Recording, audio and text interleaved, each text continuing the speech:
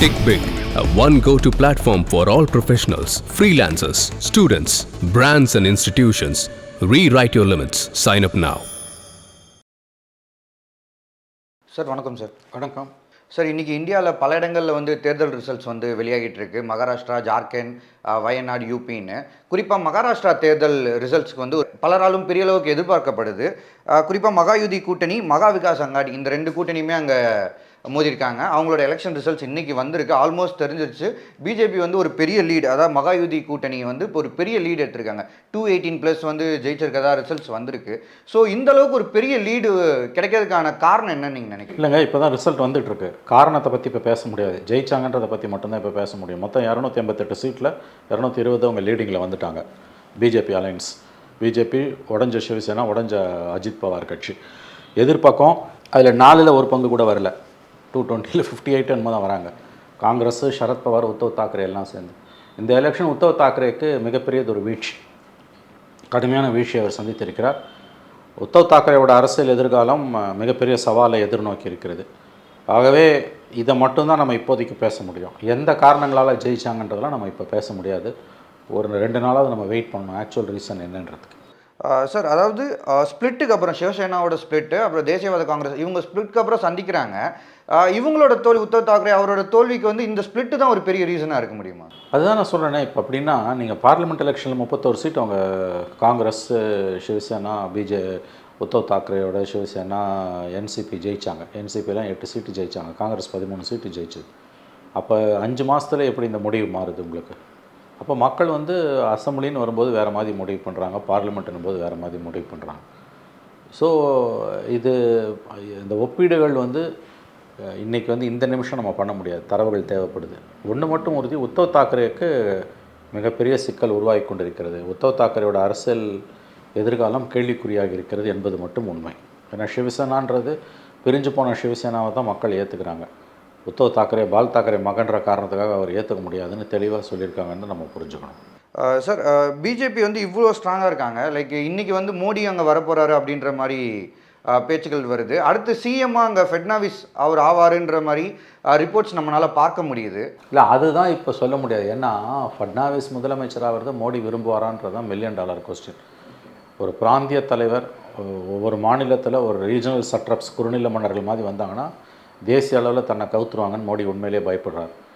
13 வருஷம் குஜராத்தில் மோடி சிஎம்மாக இருந்ததால் தான் 14ல் பிரைம் மினிஸ்டர் ஆக முடிஞ்சது. ஆன பிறகும் அதை தக்க வைக்க முடிஞ்சுது. அத்வானிக்கும் வாஜ்பாய்க்கும் தான் என்ன பண்ணணும் அதை தனக்கு ஒரு ஃபட்னாவிஸோ ஒரு சிவராஜ் சௌஹானோ பண்ண தயாராக இருக்கிறார்கள் என்பதை நன்றாக புரிந்து கொண்டிருக்கிறார் மோடி.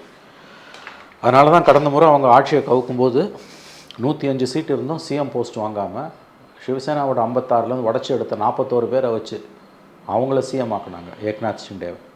ஆகவே இந்த நேரத்தில் நம்ம புரிந்து கொள்ள வேண்டிய விஷயம் என்னென்னா, சிஎம்மாக பிஜேபிக்குள்ளேருந்து ஃபட்னாவிஸ் வருவாரா என்பதை பற்றி இப்போ ஆருடம் சொல்ல முடியாது.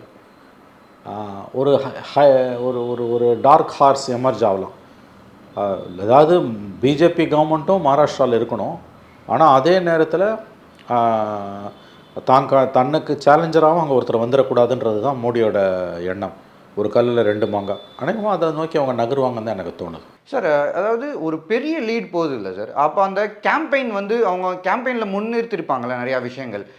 எங்களோட மேனிஃபெஸ்டேஷனாக இதை தான் நாங்கள் முன்வைக்கிறோம் அப்படின்னு சொல்லி பல விஷயங்களை முன்னிறுத்திருப்பாங்க.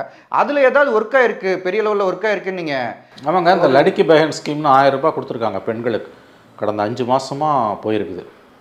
7500 ரூபாய் வரைக்கும் போயிருக்கு. மாதம் 1500ன்னு 1 கோடி பெண்களுக்கு போயிருக்கு. அது ஒரு பெரிய அளவில் ஒர்க் அவுட் ஆகிருக்குன்னு தோணுது.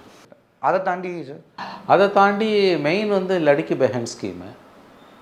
அதை தாண்டி பெருசாக எனக்கு இன்னும் சொல்கிற மாதிரி இல்லை. அது ஒரு மிகப்பெரிய அளவில் அவங்களுக்கு உதவிகரமாக இருந்திருக்கு. சரியான நேரத்தில் அவங்க அதை கொண்டு வச்சுருந்துருக்காங்க. பெண்கள் ஓட்டம் அவங்க கம்ப்ளீட்டாக கவர்ந்துருக்காங்க. அதுதான் நம்ம அதில் ரொம்ப முக்கியமாக கவனிக்க வேண்டிய விஷயம். இவங்க தப்பு பண்ணிட்டாங்க. காங்கிரஸ் சிவசேனாவால் அதை கேட்சப் பண்ண முடியல. சார், ஆக்சுவலாக எலெக்ஷனுக்கு முடிஞ்சது பிறகு அந்த கருத்து கணிப்புன்றது மகாராஷ்டிரா எலெக்ஷனில் பிஜேபிக்கு சாதகமாக தான் இருந்துச்சு. ஸோ இப்போ அது ஒர்க்காக இருக்குது. அதை எப்படி பார்க்குறீங்க சார்? ஆனால் அதை விட கருத்து கணிப்பில் சொன்னதை விட அதிக இடங்கள் அவங்க பிடிச்சிருக்காங்க. ஸோ இது எப்படி பார்க்குறீங்க? ஆமாம், இண்டிகேட் பண்ணாங்க. இப்போ ஹங்க அசம்பிளி வரும், ஆனால் பிஜேபி உக்காந்துரும் தான் பரவலாக பேசப்பட்டது. நான் கூட அப்படி தான் கருதினேன். பட் ஜார்க்கண்டில் கணிப்பு தவறாக போச்சு. என்னோடய கணிப்பு கூட நான் வந்து அங்கே வந்து பிஜேபி எப்படியே வந்துடும்னு நினச்சேன். ஆனால் அங்கே வந்து ஹேமந்த் சோரன் தான் வந்திருக்கார். ஸோ மக்கள் ஒவ்வொரு ஏரியாவுக்கு ஒவ்வொரு மாதிரி தான் வாக்கு போடுறாங்க. மகாராஷ்டிராவை பிஜேபி தக்க வச்சது, அது இவ்வளோ பெரிய மார்ஜினில் தக்க வச்சது ஆச்சரியமான விஷயம் தான். சார் ஆனால் ஓவராலாக இப்போ வந்து பிஜேபி வந்து ரொம்ப ஒரு ஸ்ட்ராங்கான பதிவு இந்தியாவில் மகாராஷ்டிரா ரொம்ப ஒரு முக்கியமான ஒரு ஒரு ஸ்டேட்டு. அந்த இடத்துல ஒன்ஸ் அகேன் பிஜேபி வந்து ரொம்ப ஸ்ட்ராங்கான ஒரு கால் ஊண்டியிருக்காங்களா? இந்த ஒரு விஷயத்தை ஓவராலாக எப்படி பார்க்குறீங்க? அது ரொம்ப அவங்களுக்கு ப்ளஸ் பாயிண்ட். ஏன்னா தேசிய அளவில் மோடிக்கு ஒரு பின்னடைவு வந்தது. 303 சீட்டு வந்து 240 சீட் ஆமாச்சு. இன்றைக்கி மகாராஷ்டிராவில் ஜெயிச்சது மூலமாக அதை மேனேஜ் பண்ணியிருக்காங்க. ஜார்க்கண்ட் தோத்தாலும் மகாராஷ்டிராவை ஜெயிச்சிருக்காங்க. மகாராஷ்டிராவை ஜெயிக்கிறது உங்களுக்கு பெரியதொரு வெற்றி. இந்தியாவோட பிஸ்னஸ் கேபிட்டல், வர்த்தக தலைநகரம். ஆகவே இது பிஜேபிக்கு ஒரு மிகப்பெரிய பலத்தை கொடுக்கும் என்று தான் நான் நம்புகிறேன். சார் அப்படியே ஜார்க்கண்ட் எலெக்ஷனுக்கு வரலாம். ஜார்க்கண்ட் எலெக்ஷனில் அந்த ரிசல்ட்ஸை எப்படி சார் பார்க்குறீங்க? எனக்கு ஆச்சரியமாக இருக்குது. ஜார்க்கண்ட் வந்து அங்கே வந்து யூஸ்வலாக வந்து பிஜேபிக்கு எட்ஜ் இருக்குதுன்னு சொன்னாங்க. அங்கே வந்து ஹேமந்த் சோரன் கவர்மெண்ட் இருக்குது, இருக்கிற கவர்மெண்ட் எலெக்ட் ஆகிருக்குது. ஆனால் பிஜேபி வந்து அங்கே ஆட்சி பிடிக்கும் என்ற கணிப்பு தோல்வி அடைந்திருக்கிறது. ஆகவே ஜார்க்கண்ட் எலெக்ஷனை பற்றி இப்போ கொஞ்சம் ஐ திங்க் ஒரு ஒன் டேவாவது நம்ம வெயிட் பண்ணணும். வழக்கமான கணிப்புகளுக்கு மாறாது போயிருக்கு. என்னோடய கணிப்புகளுக்கு மாறாக போயிருக்கு ஜார்க்கண்ட். நான் மகாராஷ்டிராவில் 70 வரும், பிஜேபி உட்காந்துரும். ஜார்க்கண்டில் ஹேமந்த் சோரன் ஜெயிப்பார்னு சொன்னேன். சரி, தோற்றுருவார் பிஜேபி வரும்னு. அது அந்த ஜார்க்கண்டில் சொன்னது பொய் ஆகிடுச்சு. மகாராஷ்டிராவில் சொன்னது கரெக்டு. ஆனால் வந்து நம்ம 70 நம்ம சொன்னோம். கிளியர் மேண்டேட்டு ஸ்வீப் சுனாமி மாதிரி அடிச்சுட்டு வந்திருக்கு. ஸோ மக்கள் ஒரு முடிவில் இருக்காங்க. நம்ம தான் வந்து வேறு மாதிரி தப்பாக புரிஞ்சுக்கிட்டு இருக்கோம். சார் அதுக்கப்புறம் இப்போது ஜார்க்கண்டில் ஹேமந்த் சோரன் இந்த வாட்டி குறிப்பாக எலெக்ஷனுக்கு முன்னாடி வந்து ஒரு பெரிய நெருக்கடியான சூழலெல்லாம் அவர் சந்திச்சு வந்தார். சிறை சென்று வந்தார். அவங்களோட கட்சியிலே வந்து டிரான்ஸ்போர்ட் மினிஸ்டரை வந்து சிஎம்மாக இவர் இல்லாத காலகட்டத்தில் சிஎம்மாக வந்து அமர்த்திட்டு போனாங்க. அதுக்கப்புறம் அதுவுமே பெரிய ஒரு சர்ச்சை ஏற்பட்டது. அந்த டிரான்ஸ்போர்ட் மினிஸ்டர் வந்து இன்ஃபேக்ட் வந்து அவரே வந்து நிறையா இஷ்யூஸ் ஃபேஸ் பண்ணார். பிஜேபியில் சேரப்போறான்ற மாதிரியான டாக்ஸ் கூட ஏற்பட்டுச்சு. ஹேமந்த் சோரனோட மனைவி வந்து பெரிய லெவலில் ஒரு கேம்பெயின்லாம் ரன் பண்ணாங்க. ஆனால் ஒரு சிறை சென்று வந்தார் அப்படின்ற ஃபேக்டரை தாண்டி ஹேமந்த் சோரன் மேலே மக்கள் ஒரு நம்பிக்கை வைக்கிறாங்கன்னா அதுக்கு என்ன காரணமாக இருக்குது? அது ஆச்சரியமாக இருக்குது. ஏன்னா ட்ரைபல் ஏரியாவில் பிஜேபி ரொம்ப ஸ்ட்ராங்காக வலுவாக இருக்குது. போன எலெக்ஷன்லேயே எஸ்சி ஓட்டு காங்கிரஸும், எஸ்டி ட்ரைபல் ஓட்டு பிஜேபிக்கும் போச்சு. ஜார்க்கண்டில் பிஜேபி பார்லிமெண்ட் எலெக்ஷனில் 14 சீட்டில் 9 சீட்டு ஜெயிச்சுது. ஹேமந்த் சோரன் சிறையில் இருக்கும்போதே 9 சீட்டு ஜெயிச்சுது. ஆனால் அசம்பிளியில் ஹேமந்த் சோரன் ஜெயிக்கிறார். அதனால் இந்த தேர்தல்களை வந்து நம்ம கொஞ்சம் வெயிட் பண்ணணும். இந்த என்ன ஏன் இப்படி வந்ததுன்றதை பற்றி புரிஞ்சுக்கிறதுக்கு நம்ம வெயிட் பண்ண வேண்டியிருக்கோம். பட் தெளிவாக தெரியுது, மக்கள் வந்து மகாராஷ்டிராவில் ஒரு தீர்ப்பும் ஜார்க்கண்டில் ஒரு தீர்ப்பும் கொடுத்துருக்காங்க. லோக்சபாவில் கொடுத்தாங்கன்னா அடுத்த எலெக்ஷன்லேயே நம்ம ஜெயிச்சோன்னு எந்த கட்சியாக நினச்சாங்கன்னா அவங்களுக்கு சம்மட்டி அடி விழுந்திருக்குது. இப்போ வந்து அந்த மாதிரி டேக்கன் ஃபார் கிராண்டடாக எங்களை எடுத்துக்க முடியாதுன்னு மக்கள் தெளிவாக சொல்லியிருக்காங்க. சார் இப்போ வந்து யூபியில் எப்படி சார் பார்க்குறேன்? அந்த பை எலெக்ஷன் 9/9 அப்படின்றது அதில் வந்து பிஜேபி வந்து 5 இடங்களில் ஜெயிச்சிருக்காங்க, சமாஜ்வாதி பார்ட்டி 3 இடங்களில் ஜெயிச்சிருக்காங்க. அந்த ரிசல்ட் எப்படி பார்க்குறீங்க? யோகி ஆதித்யநாத்தோட கிரிப் அப்படியே தான் இருக்குது. அது ஒன்றும் பெரிய அளவுக்கு தளரல. நீங்கள் சொன்ன மாதிரி ஒன் செகண்ட் லோக்சபா எலெக்ஷனில் கொடுத்த வேறு, பார்லிமெண்ட் வேறு. ஒரு விஷயம் உண்மைங்க, பார்லிமெண்ட் எலெக்ஷனில் சோர்வடைந்திருந்த மோடி, தோல்வி அடைந்ததாக கருதப்பட்ட மோடி இப்பொழுது மீண்டும் வெற்றி பாதையில் செல்ல தொடங்கியிருக்கிறார். மோடியோட கை கீழே தாழ்ந்திருந்தது பார்லிமெண்ட் எலெக்ஷனில். இப்போ மேலும் அவருடைய கை உயர ஆரம்பிச்சிருக்கு, ஓங்க ஆரம்பிச்சிருக்கு. இந்த மாநில தேர்தல் முடிவுகளை ஹரியானா, மகாராஷ்டிரா இந்த 2 முடிவுகளை நம்ம பார்க்கும்போது மோடியோட கைகள் மீண்டும் வலுவடைய ஆரம்பித்திருக்கணும் என்று தான் நான் புரிந்து கொள்ள வேண்டும். சார் நீங்கள் சொல்கிற மாதிரி கண்டிப்பாக, ஏன்னா லோக்சபா எலெக்ஷன் முடிஞ்சு கொஞ்ச காலத்தில் இந்த எலெக்ஷன்ஸ்லாம் நடக்குது. ஸோ அதில் வந்து நீங்கள் சொன்ன மாதிரி மறுபடியும் அவங்க கை ஓங்கியிருக்கு. ஏன்னா ஒரு எதிர்கட்சி இல்லாத கட்டத்தில் ஒரு பெரிய எதிர்கட்சியாக ஃபார்ம் ஆகி ஓரளவுக்கு டஃப் கொடுக்குற அளவுக்கு காங்கிரஸ் வந்தாங்க. ரொம்ப நாள் எதிர்கட்சியே இல்லைன்னு சொன்னப்போ இன்றைக்கி நாங்கள் எதிர்கட்சி இருக்கோம் அப்படின்ற நிலைநாட்டுற மாதிரி காங்கிரஸோட எலெக்ஷன் ரிசல்ட்ஸ், லாஸ்ட் எலெக்ஷன் ரிசல்ட்ஸை நம்ம பார்க்க முடிஞ்சுது.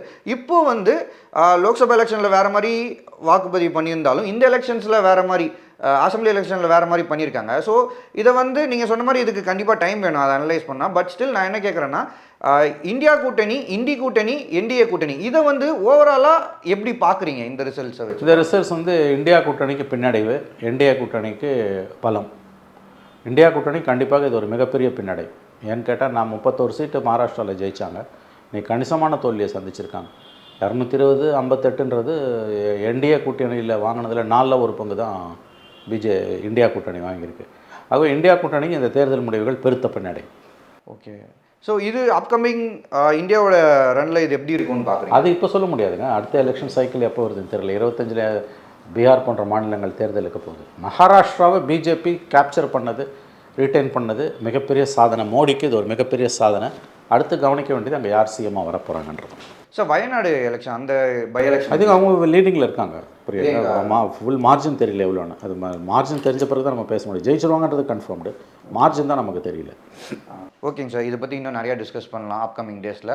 இப்போதைக்கு நேரம் ஒதுக்குனதுக்கு ரொம்ப நன்றி. Tick Big, a one go-to platform for all professionals, freelancers, students, brands and institutions. Rewrite your limits. Sign up now.